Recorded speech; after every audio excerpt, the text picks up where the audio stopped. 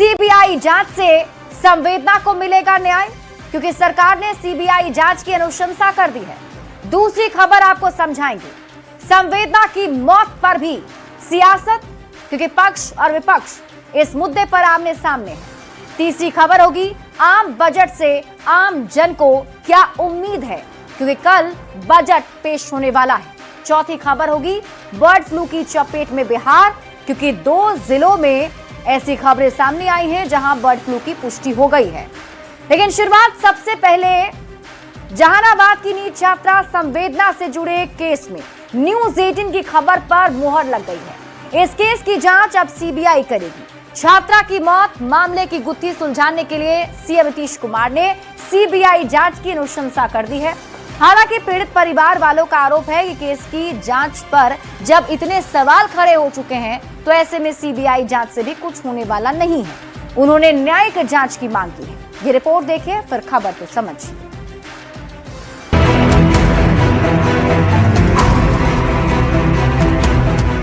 पटना में हुई नीट छात्रा की मौत केस की जांच अब सीबीआई करेगी। नीतीश सरकार की ओर से इसकी सिफारिश कर दी गई है। संवेदना की मौत के 19 दिन बाद एसआईटी की जांच पर लगातार उठ रहे सवालों के बीच कई बार हाई लेवल मीटिंग हुई और आखिरकार सीबीआई जांच की सिफारिश कर दी गई। बिहार के गृह मंत्री और डिप्टी सीएम सम्राट चौधरी ने सोशल मीडिया एक्स पर पोस्ट कर इसकी जानकारी दी है। सम्राट चौधरी ने लिखा, पूरी घटना की पारदर्शी और न्यायपूर्ण तरीके से जांच और सच सामने लाने के लिए सीबीआई जांच की अनुशंसा की गई है। इस पूरे मामले में पुलिस की जांच पर मृतक छात्रा के परिवार वाले सवाल उठाते रहे हैं। पीड़ित परिवार ने शुक्रवार को बिहार के डीजीपी विनय कुमार से मुलाकात की थी, लेकिन बाद में परिवार ने दावा किया कि उन्हें न्याय का कोई ठोस आश्वासन नहीं मिला। पुलिस सब बिके हुए हैं, गड्डी मिला है, हम गड्डी नहीं दे रहे हैं। पुलिस डीएसपी रहे चाहे एसपी रहे। फॉरेंसिक रिपोर्ट चीख के कह रही है कि इसमें ह्यूमन सीमन मिला है, और इन हालातों में अगर पुलिस चीफ अगर यह कहें कि यह आत्महत्या है तो यह काफ़ी दुखद है। हमारे पास जो इंसाफ की बची खुची उम्मीद थी आज वो भी खत्म हो गई है। हम लोग इस मामले में न्यायालय का रुख करेंगे। शनिवार को संवेदना केस की सीबीआई जांच की अनुशंसा के बाद न्यूज 18 की टीम मृतक के घर जहानाबाद पहुंची। पीड़ित पिता ने कहा, सीबीआई जांच की मांग हमने नहीं की है। सभी साक्ष्यों और सबूतों को नष्ट कर उनके साथ छेड़छाड़ कर मामले को सीबीआई के पास भेजने से कोई लाभ नहीं होगा। पीड़ित परिवार वाले सीबीआई की बजाय न्यायिक जांच की मांग कर रहे हैं। हमारे परिजन के द्वारा सीबीआई का जांच नहीं किया गया है। सीबीआई की जांच की मांग हम लोग नहीं किए हैं, और हम लोग चाहते हैं कि सुप्रीम कोर्ट या हाई कोर्ट के न्यायाधीश के देख रेख में न्यायिक जांच हो, ताकि निष्पक्ष जांच हो सके। बता दें कि संवेदना जहानाबाद जिले की रहने वाली थी और मेडिकल प्रवेश परीक्षा यानी नीट की तैयारी पटना के चित्रगुप्त नगर इलाके के एक गर्ल्स हॉस्टल में रहकर कर रही थी। उसके साथ हुए दुष्कर्म से जुड़े केस में हॉस्टल संचालक की भूमिका भी सवालों के घेरे में है। साथ ही एसआईटी की जांच जिन 4 से 5 युवकों जिनकी उम्र 18 से 21 साल के बीच है वहां अटकी थी, उसे लेकर भी कई सवाल खड़े हो रहे हैं, क्योंकि परिजनों का आरोप है कि पुलिस रेप की वारदात से ही इनकार कर रही है, जबकि पीएमसीएच की रिपोर्ट में रेप की पुष्टि हुई थी। जाहिर है सवाल तो खड़े होंगे, क्या पीएमसीएच की पोस्टमार्टम रिपोर्ट भी झूठी थी? अंडरगारमेंट्स में मिले मेल स्पर्म क्या झूठा था? सुसाइड है तो 17 घंटे का सीसीटीवी फुटेज कहां है? हॉस्टल संचालिका पर अब तक पुलिस मेहरबान क्यों? न्यूज 18 के लिए पटना से अमित कुमार और जहानाबाद से राजीव विमल के साथ ब्यूरो रिपोर्ट।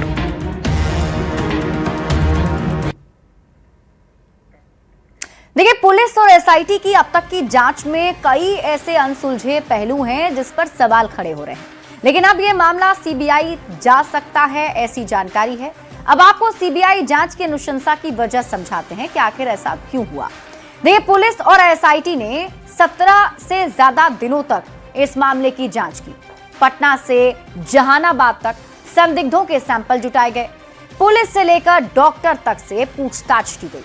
परिवार के एक एक व्यक्ति को भी एसआईटी ने खंगाला। रिश्तेदारों को भी संदेह के रडार पर लिया गया, और इतनी लंबी जांच पड़ताल के बाद भी खुलासा नहीं हुआ। पुलिस 360 डिग्री घूमकर अपनी शुरुआती थ्योरी पर ही फिर से आ गई। शुक्रवार को डीजीपी ने कह दिया कि छात्रा के साथ रेप नहीं हुआ था। पुलिस ने इसे पूरी तरह से सुसाइड का मामला बताया, जबकि पीएमसीएच के पोस्टमार्टम रिपोर्ट में रेप की पुष्टि हुई थी।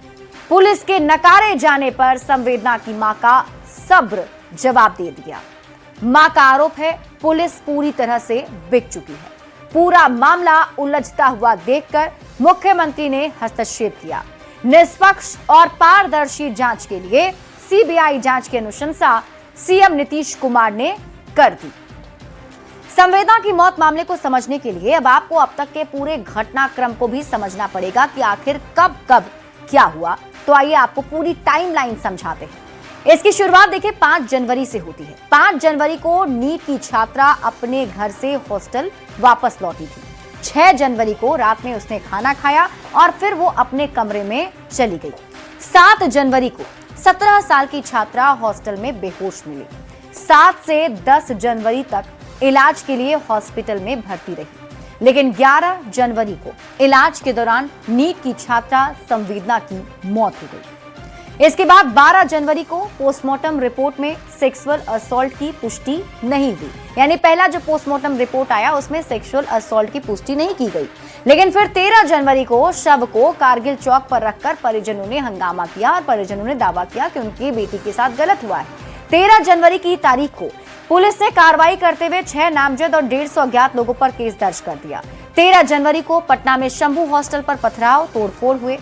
फिर 15 जनवरी को पटना पुलिस ने यह माना कि लड़की के साथ सेक्सुअल असॉल्ट हुआ। 16 जनवरी को जो पोस्टमार्टम रिपोर्ट सामने आई उसमें इस बात की पुष्टि भी हुई कि लड़की के साथ रेप हुआ है। 16 जनवरी को ही गृह मंत्री सम्राट चौधरी ने इस पूरे मामले पर संज्ञान लिया और डीजीपी के आदेश पर जांच के लिए एसआईटी का गठन कर दिया गया। यानी एसआईटी की टीम इस पूरे मामले की जांच करेगी, ये तय हो गया। 17 जनवरी की तारीख को पटना पुलिस पर मिलीभगत का आरोप लगाया गया। 18 जनवरी को रेप केस मैनेज करने के लिए दबाव बनाया गया।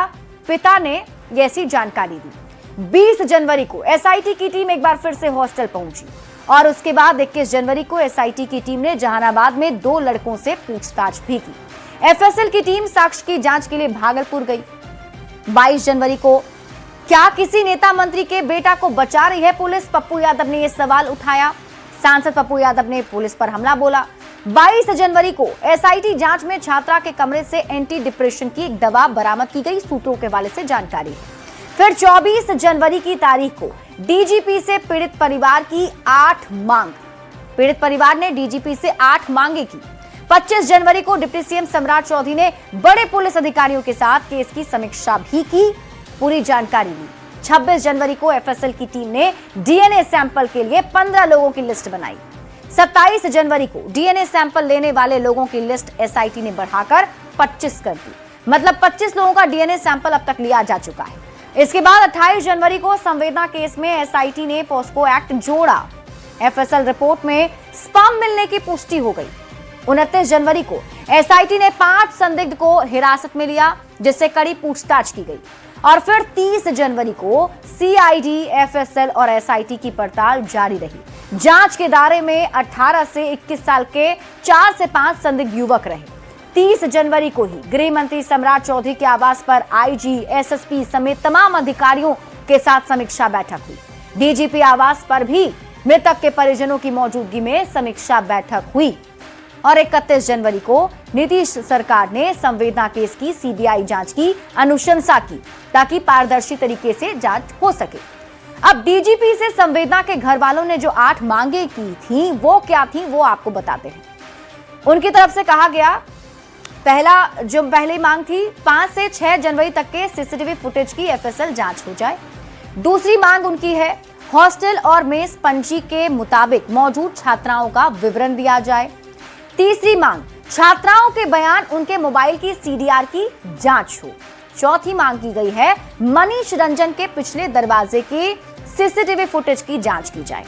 पांचवी मांग है हॉस्टल संचालिका नीलम अग्रवाल के मोबाइल की सीडीआर की जांच हो। छठी मांग की गई है कि आसपास की गली और सड़कों की सीसीटीवी फुटेज की जांच की जाए। सातवीं मांग है doctor Sahajanand Prasad Singh, doctor Satish Kumar, doctor Jaya के मोबाइल की सीडीआर की जांच हो। आठवीं मांग है चित्रगुप्त नगर थाना की एसएचओ रोशनी कुमारी की भूमिका की भी जांच हो, क्योंकि परिजनों को इन पर भी शक है। तो ये 8 मांगे परिजनों ने मांगी हैं। हालांकि पुलिस का अभी भी यही कहना है कि मामला सुसाइड का है। बढ़ते हैं आगे और बात अगली खबर की। संवेदना मौत केस की सीबीआई जांच की अनुशंसा के बाद भी पीड़ित परिजनों ने न्याय नहीं मिलने की उम्मीद जताई है। तो वहीं इस केस को लेकर सियासत भी तेज है। सरकार न्यायपूर्ण जांच कराने की बात कह रही है, तो विपक्ष बिहार पुलिस के साथ ही एसआईटी की जांच रिपोर्ट पर गंभीर सवाल खड़े कर सरकार पर निशाना साध रहा है। ये रिपोर्ट देखिए, फिर खबर तो समझिए।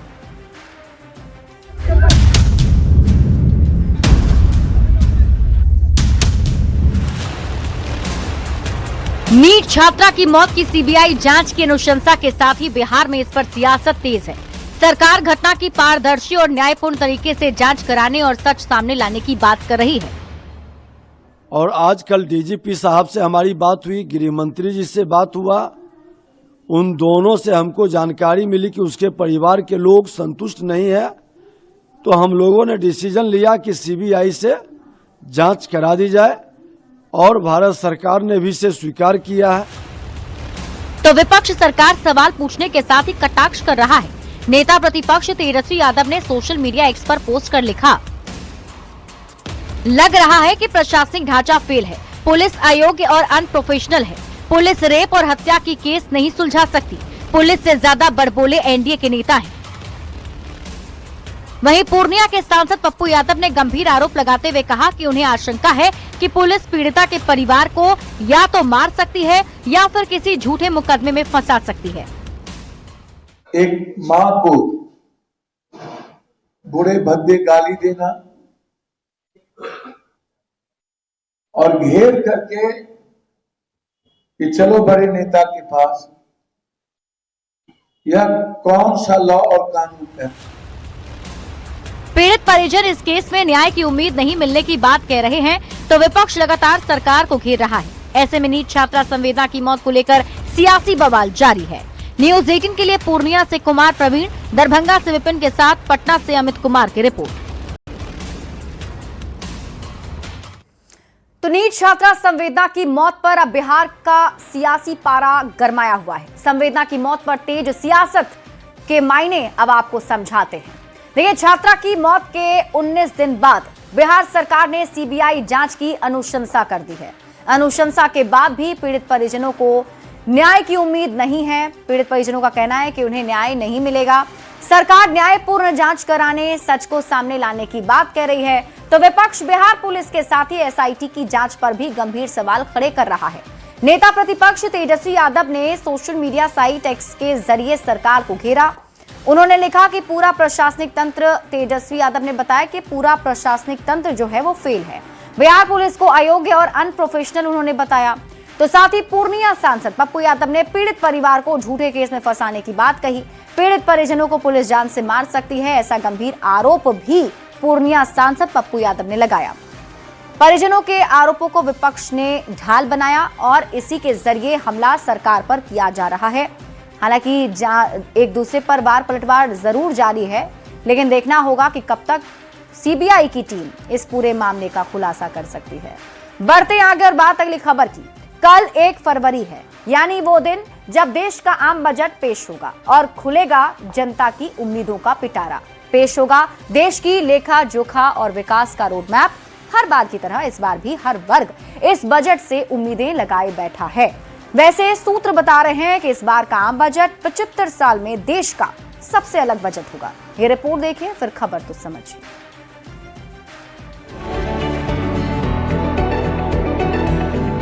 कल यानी 1 फरवरी देश के लिए सबसे अहम दिन, देशवासियों के लिए सबसे जरूरी दिन, क्योंकि कल संसद में पेश होगा देश का बही खाता। वित्त मंत्री निर्मला सीतारमण कल देश का आम बजट पेश करेंगी। ये बजट सिर्फ देश की वित्तीय हालत का लेखा जोखा नहीं है, ये बजट सिर्फ विकास का रोड मैप नहीं है, बल्कि उससे ज्यादा ये बजट जनता के लिए उम्मीदों का पिटारा है।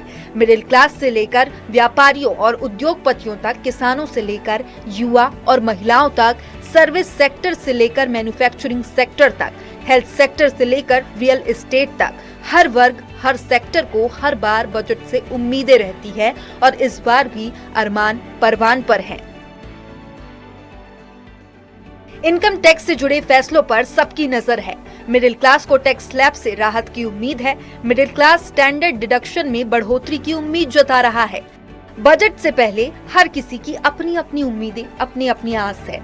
इन उम्मीदों का जवाब कल संसद में मिलेगा, जब वित्त मंत्री निर्मला सीतारमण संसद के पटल से देश के सामने बजट पेश करेगी। कल निर्मला ताई के बजट भाषण के साथ ही देश के संसदीय इतिहास में एक नया रिकॉर्ड दर्ज हो जाएगा। निर्मला सीतारमण लगातार 9वीं बार बजट पेश करने का कीर्तिमान रचेंगी, क्योंकि देश में आज तक किसी भी वित्त मंत्री ने लगातार 9 बार बजट पेश नहीं किया है। तो इंतजार कीजिए कल का, जब पता चलेगा कि निर्मला सीतारमण के रिकॉर्ड ब्रेकर बजट के पिटारे से क्या निकलता है। Bureau report, news 18। तो देश का आम बजट पेश होने वाला है, लोगों की कई उम्मीदें हैं। समझिए अब आपकी आम बजट से लोग क्या आस लगाए बैठे हैं, जल्दी से आपको बता देते हैं। देखिए, नई टैक्स व्यवस्था को और राहत भरा बनाया जा सकता है, ये उम्मीद सरकार से है। कृषि सेक्टर की अगर हम बात करें तो कृषि सेक्टर में अहम ऐलान हो सकते हैं, ऐसी जानकारी है। हेल्थ केयर सेक्टर में भी सरकारी खर्च में बढ़ोतरी की जा सकती है। डिफेंस में स्वदेशी उत्पादन को बढ़ावा दिया जा सकता है। इंफ्रास्ट्रक्चर प्रोजेक्ट्स को नई रफ्तार की उम्मीद है। वहीं रियल एस्टेट सेक्टर में सस्ती ब्याज दर की उम्मीद जताई जा रही है। अफोर्डेबल हाउसिंग से जुड़े ऐलानों की आस भी है। आर्टिफिशियल इंटेलिजेंस यानी AI पर भी अहम ऐलान संभव है, ऐसी संभावना जताई जा रही है। अब बजट से जुड़ी आपको कुछ अनोखी जानकारी देते हैं। देखिए, 1947 में स्वतंत्रता के बाद पहला बजट R.K. षणमुखम चेत्ती ने पेश किया था। साल 2001 तक बजट शाम 5 बजे पेश होता था। ब्रिटिश संसद के समय सुबह 11:30 बजे के अनुसार तय था। पूर्व वित्त मंत्री यशवंत सिन्हा ने इस औपनिवेशिक परंपरा को तोड़ा। तत्कालीन वाजपेयी सरकार ने सुबह 11 बजे बजट पेश कर भारतीय समय को प्राथमिकता दी। निर्मला सीतारमण लगातार 9 बजट पेश करने का रिकॉर्ड अपने नाम करेंगी। देश में आज तक किसी भी वित्त मंत्री ने लगातार 9 बार बजट पेश नहीं किया है। अब आप जानिए बजट दस्तावेज कहां छपते हैं।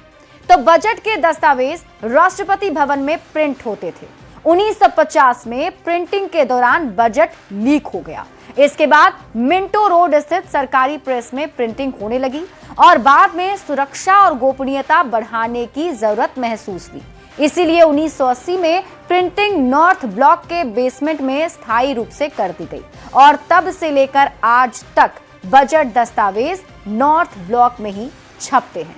हालांकि अब सबकी नजर कल टिकी हुई है कि वित्त मंत्री निर्मला सीतारमण के पिटारे से क्या निकलने वाला है। बढ़ेंगे आगे बात अगली खबर की। भागलपुर और दरभंगा में बर्ड फ्लू की आहट से लोग काफी दहशत में हैं। दोनों जिले में बड़ी संख्या में कौवों की मौत के बाद सैंपल जांच में बर्ड फ्लू की पुष्टि हो गई है। मरे कौवों को पूरी सेफ्टी के साथ गड्ढे में दफन किया जा रहा है। बर्ड फ्लू अन्य पक्षियों में नहीं फैले, इसके लिए पशुपालन विभाग हाई अलर्ट पर है। ये रिपोर्ट देखिए, फिर खबर तो समझिए। मरे हुए मासूम बेजुबान कौवों की इस तस्वीर को हम आपको नहीं दिखा सकते। जिन कौवों की काव काव की आवाज से सुबह होती थी, जिन कौवों की काव काव से किसी मेहमान के आने का संदेशा मिलता था, वही कौवे आज बेमौत मर रहे हैं। ये तस्वीरें हैं भागलपुर की, जहां नौगछिया में 100 से ज्यादा कौवों की मौत के कारण का खुलासा हुआ है। 11 जनवरी को 100 से ज्यादा कौवों की मौत मामले में भोपाल से जांच रिपोर्ट आ गई है। कौवों की मौत का कारण बर्ड फ्लू बताया जा रहा है। 9 से 11 जनवरी के बीच लगातार कौवे मर रहे थे। कौवे छटपटा कर जान दे रहे थे, जिसके बाद इलाके में सनसनी मच गई। रिपोर्ट सामने आते ही जिला प्रशासन और पशुपालन विभाग अलर्ट मोड पर आ गया। कौवों की मौत वाली जगह को सैनिटाइज कराया जा रहा है। साथ ही 10 किलोमीटर के दायरे में बने पोल्ट्री फार्म से मुर्गों के ब्लड सैंपल लेकर जांच की जा रही है। मृत कौवों को पूरी सेफ्टी के साथ गड्ढे में दफन किया जा रहा है। गवर्नमेंट ने भी अपने स्तर से जांच कराई है, तो एहतियातन जो भी कदम उठाए जा रहे हैं वो हम लोग सभी अपने जिला पशुपालन कार्यालय से और नगर परिषद और जितनी भी अलग अलग हमारी बॉडीज हैं उसके थ्रू हम लोग उठा रहे हैं इसमें पहला तो है कि उस पूरे एरिया को हम लोग क्लीन करेंगे और डिस्पोजल करेंगे जो बॉडीज हैं डेड बर्ड्स की, और उसके बाद डिसइंफेक्टेंट हम लोगों ने पहले भी स्प्रे करवाया है, अभी भी करवा रहे हैं हम लोग, और अभी सर्विलांस करवा रहे हैं कि जितना भी वहाँ पोल्ट्री फार्म वगैरह चल रहा है या बर्ड्स को पालने वाली जितनी भी जगहें हैं वहाँ पर हम लोग सैंपल कलेक्ट करेंगे उनका। बर्ड फ्लू के पुष्टि के पश्चात अभी हम लोग एक RRT का टीम गठित किए हैं। वो टीम जाके सारा जो भी अगर कोई बर्ड मृत पाया गया होगा अभी प्रेजेंट में, तो उसको भी गड्ढे करके उसका जो हमारा जो इसका एक्शन प्लान है उस हिसाब से हम लोग उसको डिस्पोजल करेंगे। अब दरभंगा की इन तस्वीरों को देखिए, जहां वार्ड नंबर 31 में हजारों कौवे छटपटा कर मौत के मुंह में समा रहे हैं। किसी को पता नहीं लग पा रहा कि आखिर इन कौवों की जान क्यों जा रही है। लगातार कौवों की मौत के बाद प्रशासन में हड़कंप की स्थिति है। पशुपालन विभाग ने मृत कौवों का सैंपल जांच के लिए 12 जनवरी को भोपाल लैब भेजा, जहां रिपोर्ट में बर्ड फ्लू की पुष्टि की गई और इसके बाद विभाग पूरी तरीके से अलर्ट मोड पर आ गया। कौवों को जेसीबी की मदद से गड्ढा खोदकर वैज्ञानिक तरीकों से दफनाया जा रहा है। भागलपुर और दरभंगा में कौवों की मौत ने सबको हैरान कर दिया था। हालांकि कौवों की मौत की गुत्थी सुलझ गई है। कौवों की मौत बर्ड फ्लू की वजह से हुई। कौवों की मौत के बाद दरभंगा और भागलपुर में दहशत का माहौल है। पशुपालन विभाग अब हाई अलर्ट मोड में है। न्यूज़ 18 के लिए दरभंगा से विपिन कुमार, भागलपुर से आशीष रंजन की रिपोर्ट।